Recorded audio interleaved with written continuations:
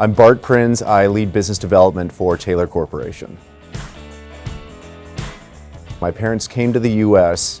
in '73, had plans for my dad to go to business school and then to return to the Netherlands. I was born there. We never went back. My dad got a job out of business school with Procter & Gamble. Then he got a job for TWA Airlines. And then eventually we moved out to Minnesota, where my dad became the president of a regional charter bus company.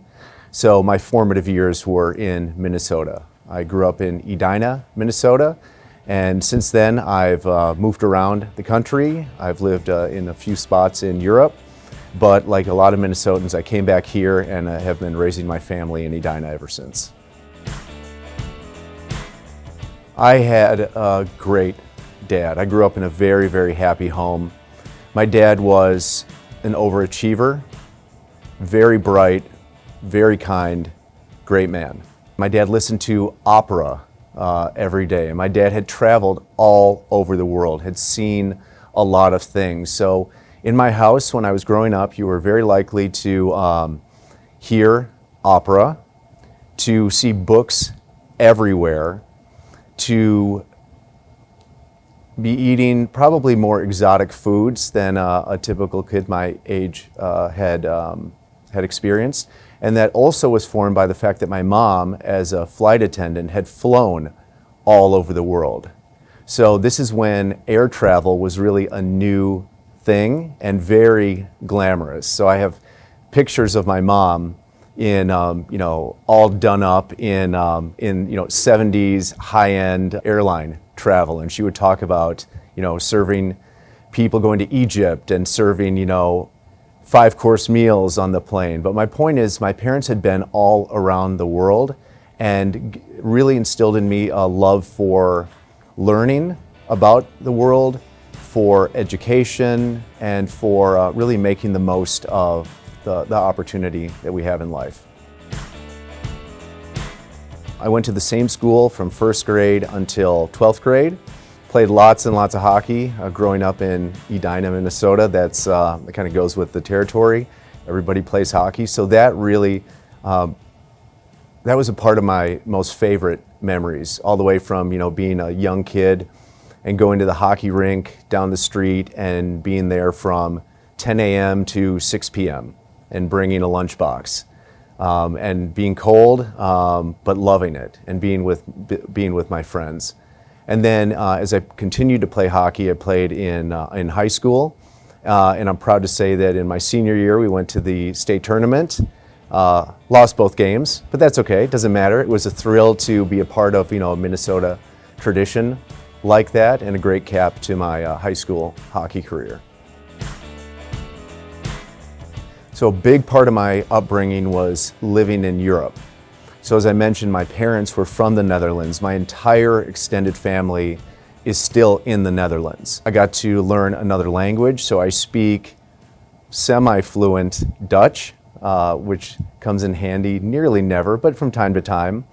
But it just expanded my horizons, and it gave me more of that world view by seeing different cultures, different ways of living, history, architecture, things of that nature. That formed me to a great degree.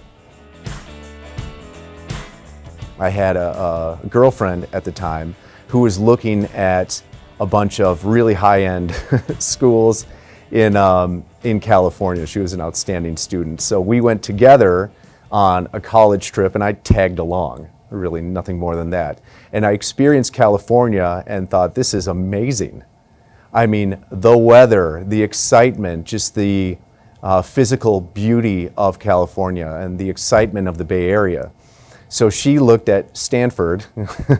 I went to a school in the South Bay called Santa Clara University. She looked at that too, but I went out there and just said, gosh, I could see living in California for a period of time. I love Minnesota. I can see myself coming back here, but to experience something new, this looks like a good spot to be. So I had a phenomenal experience in California, but not so phenomenal that I wanted to make it my new home. I'm still in love with the Midwest, the pace of life here. I love Minnesota, I have a lot of connections. And so I graduated in 1998. So this is the very beginning of the first .com boom. And I remember vividly at the job fair my senior year, companies that were recruiting just about anybody were Google and Yahoo and Applied Microsystems and Cisco, and they were all recruiting. I had plans after college to go straight to law school. And so that was my path. So I walked by Google and Yahoo and all those companies and said, no, thank you. I'm fine. I have other plans. And I did have a bunch of friends that went to those companies straight out of college, and they're not working anymore. So I was going to go straight to law school, but I finished college and said, listen, I've been in school since I was 5 years old in rigorous academic environments. I just need to decompress a little bit before I start 3 years of highly intense law school. So I moved to Europe, again, where my family is from, and I took a job with my uncle's company doing very basic, very basic, sort of digital marketing. So getting his website up and running, doing some email stuff at the beginning of the .com boom. Really what that was is a chance for me to learn something, make some money, travel around, and decompress before I started 3 years of law school. I had 3 friends that also studied pre-law, and they went straight to law school. They said, we've taken on a whole bunch of debt. We're really questioning our decision here because the first year of law school, what I've heard is a grind by design. And we have a whole bunch of debt, so we are nervous. So I'm in Europe and thinking, oh boy, now what do I do? So I come back from Europe and have to reassess. And I had, in addition to my pre-law education, I guess I had one marketable skill, which is that during the summers, I had worked for my dad's travel company doing inside sales, telephone-based sales, selling travel packages to banks. So I had a marketable skill, one. I came back, and again, this is the first .com boom, and there are all these companies springing up with lots of venture capital money, tons of excitement, hiring left and right. And I applied for a sales job with a new .com startup and got a job right away, and that started my career in sales and specifically new business development. So I started at a junior level new business development position in the first .com boom in about January of 2000 and have been doing business development ever since. At that time, the business of the Star Tribune was changing dramatically. So as you would expect, the print business started to go into a bit of a decline. However, the digital business was absolutely exploding in importance and value for the Star Tribune. So they were looking to grow their digital business. I was a good fit for them, applied for a role there, and I took a job in sales for StarTribune.com. and was there for 4 years. And over that time, I did a number of things. I started as an individual contributor, had success, and then they asked me to lead a sales team, also handle the top 50 largest print advertisers, and to help them transition some of their advertising spend over to our digital business. And then I also had a hand in product development as well. So what should we build on StarTribune.com that is based on what our brand customers are telling us they want to buy? So I spent 4 years at the Star Tribune in the digital business, building that up, and then came to Taylor. So my wife and I have known each other since 7th grade. So she came from the East Coast, her dad transferred here for a job. So I've known her since 7th grade. That said, we were friends. We were in the same friend group. We were never a couple. She had a boyfriend, I had a girlfriend, and then things continued really as friends for many years. And then after college, we were living together in a house with 2 other friends from high school. And I always had a thing for her, but I didn't want to spoil the friendship, and imagine, sharing with her my true feelings and then having her say, listen, I think of you as a friend. But we were roommates together, and in our 20s, we were dating other people, and then eventually things synced up, and I told her in a moment of courage late one night how I really felt, and didn't expect anything to come from it. The next day, she asked to get together, and I thought that the basis of that dinner that we were going to have was, let's just continue as friends. Let's just clear the air a little bit here. And that's what I was expecting. In fact, I came to that dinner saying, listen, I probably shouldn't have done that, but I'm fine just continuing as friends.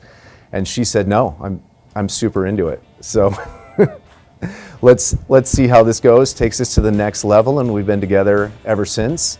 Married for over 25 years and have 2 kids. Both very active in school and lots of sports. So my hobbies have been my kids' activities, either watching them, traveling around the country with them, and coaching them. So I've been a hockey coach of my son's team since he was 6 years old, and that continues to this day. So in the pie chart that is my life, a major chunk going to work, and then a major chunk going to being very present with my kids most of the time with sports activities. I have a real passion for learning about world religions. I find world religions fascinating, and I spend a lot of time learning about them and reading them, and I haven't quite completed the entire list yet, but it's a personal goal of mine to read the top 10 most important religious works in the world. I've read the Bible cover to cover multiple times. I spend a lot of time reading it, studying it, reflecting on it, but I've also read I'm reading right now the Talmud, the book of Jewish wisdom. I've studied Buddhism. I've read a lot about Hinduism, the Bhagavad Gita, and that is an interest of mine. And why?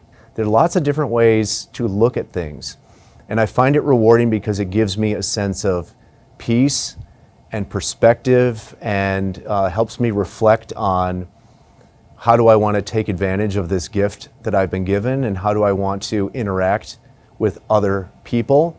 Life is short, so treat it preciously. So that's where you'll probably find me, is listening to or reading or just learning about world religions. I like that a lot. It's the combination of opportunities that you won't find anywhere else, in my experience, and that is to have the tools of a company that has our diversity of offerings. I say it's not a toolkit of solutions, it's a Home Depot or a Lowe's of tools that we have. That is just amazing. So much to work with. What I have is the opportunity to be at a big, strong, stable company, but really create how things are going to go. And over time, working with Tommy and others in the organization, I've been given opportunities to try new things and to succeed with them, maybe fail here and there, but more success than failure, and to really shape things the way that I felt they needed to be shaped at Taylor, and that continues to this day. That's the biggest thing for me. The opportunity to be entrepreneurial, to try new things, to be accountable, but to do that in a big company with a lot of resources. Yeah, what I'd like to do next at Taylor and for the balance of my career is really build our sales and business development organization into a finely tuned machine, which I think it's absolutely capable of being.